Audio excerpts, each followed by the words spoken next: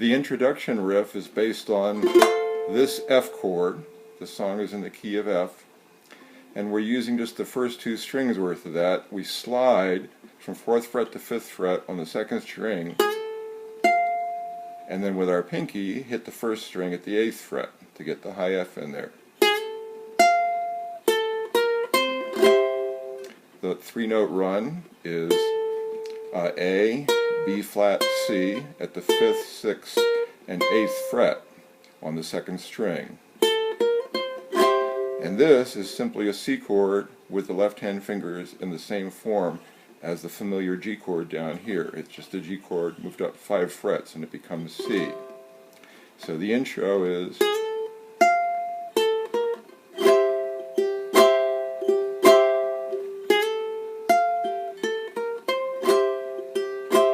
and I'm hitting a few plucks with the thumb of the 4th string and extra strums with my fingers across that C chord just as timing information or rhythm. The bass guitar in the original Beatles version does that, and I'm trying to mimic that with my little strums across that C chord. So the verse starts on the 3rd string, open to 2nd fret on the 3rd string, then goes up to the 3rd fret on the 2nd string. And as soon as I do that, I'm throwing in some rhythm notes here on the 2nd fret of the 4th string. That's an A. Like that. Then I go back to this 3rd fret on the 2nd string, but I leave the 4th string open and hit the 1st string open. Those 3 notes from the G on the 2nd string, 3rd fret, to the open 4th string, to the open 1st string. So just to go that far, then you get into this variation of an A minor chord. Here's the familiar 1-finger A minor chord. By putting a pinky down here on the 1st string, 3rd fret, I'm playing a variation of the A minor. Still an A minor chord, but the melody note is going to be up here, briefly on that note, that C on the 1st string, 3rd fret. So that's going to sound like this. I'll take it from the beginning of the verse.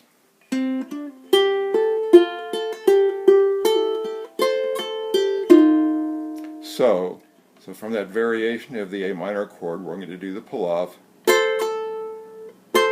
with either the pinky or the ring, whichever one is on that C on the 3rd fret of the 1st string.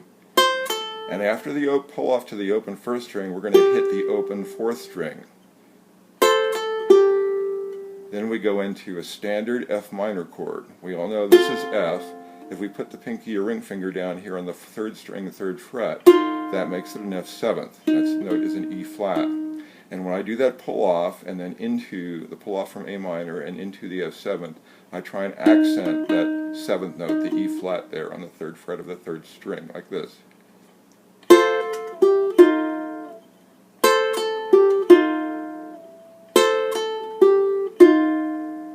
And after that, I'm going to hit with my pinky or ring finger again, 3rd string of the 3rd fret of the 2nd string, alternate between that and the open 1st string.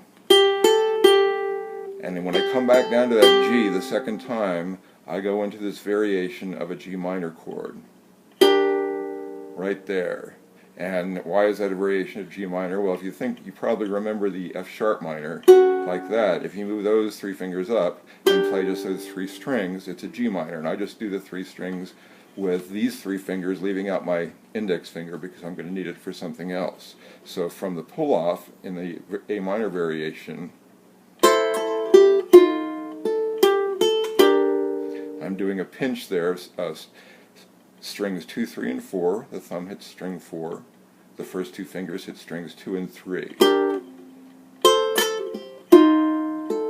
And then once again we go G, A, G, to that G minor, then A, G again, and this is where we drop down into the middle 2 strings, strings 2 and 3 1st fret, that you can hold down either with a squash single finger or potentially with 2 fingers. That's approximating a B flat minor sound.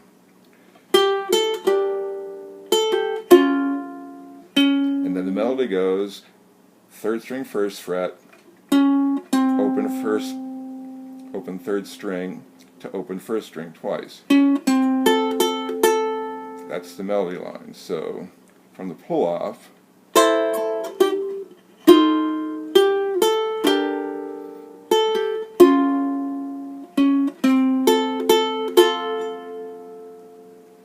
and then we go into the second part of it, which goes like this. There's a leading series of notes that take us into a D minor. And fortunately, you can either play the full D minor, or you can just forget about fingering the 4th string, because we won't need it for this sequence. So what matters is that you get index finger on 2nd string 1st fret, middle finger on 3rd string 2nd fret. That's the first few notes.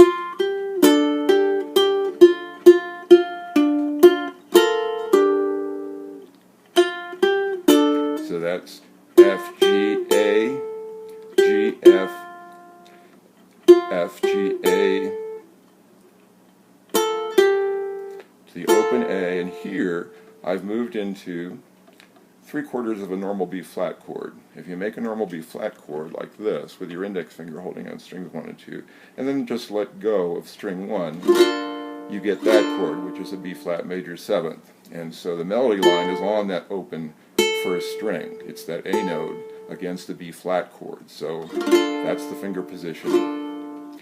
So it goes like this.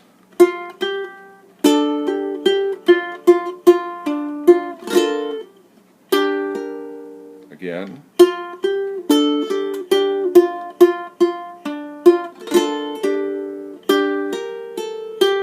A few extra filler notes there. 3rd fret of the 4th string, open 1st string. Then we go into an E flat chord, which looks like this. And again, you can use, I'm holding down strings 2 and 3 at fret 3. You can either squash one finger down to cover both of them, or use 2 fingers. Either way will work fine. For me, because of my large fingers, it's easier for me to do it with a single finger here. And there's a timing issue here, trying to match as closely as possible the vocal melody. Here's what it sounds like. The melody notes are B flat, A, and then G, A, F. It's coming out of that E flat position.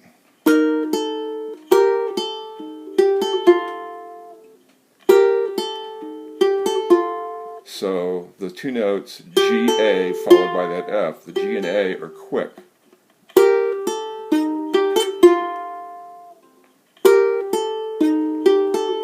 I'm starting that sequence with a pinch of strings 1 and 2 and then the thumb on string 4. Because I'm trying to get as much of the sound of that E flat chord in there as I can by plucking 3 strings at once. And down to the D on 3rd string 2nd fret, open 3rd string, and back up to 2 of the open 1st string for the melody line.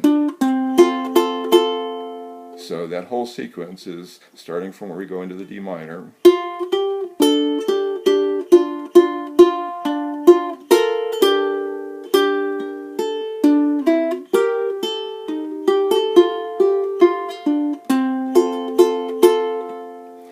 Then the last phrase in the verse starts out identically with the immediately previous phrase, but it ends differently.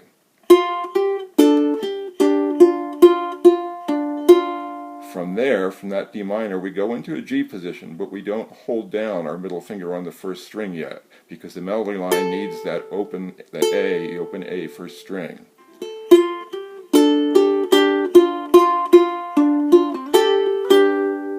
And as soon as I hit that A and then hit the next melody note, which is the G on the 2nd string 3rd fret, I put my middle finger down on that 1st string 2nd fret to complete the G chord.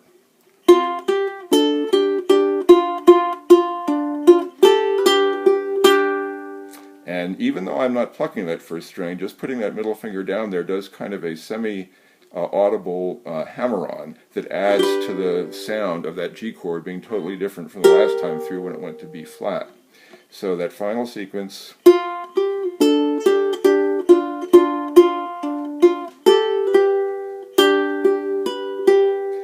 And then we go to a part that we just did earlier in the first sequence. Go to that B flat major 7th, to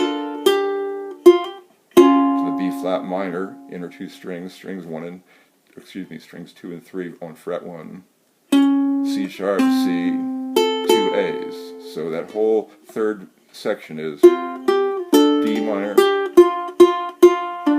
G,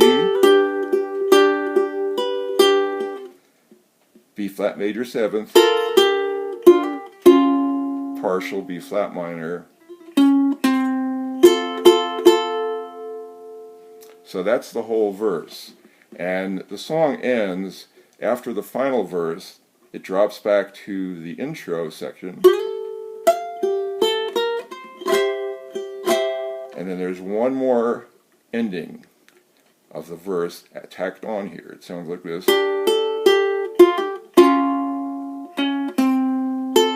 Then it goes right into the intro again with a slightly different ending to the intro.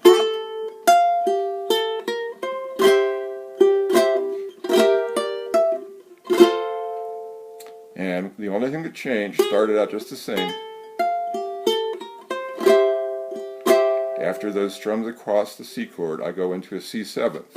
Again, this is like a G7th moved up 5 frets, and I'm using my middle ring and pinky. I'm not using the index yet, and the run is going to be.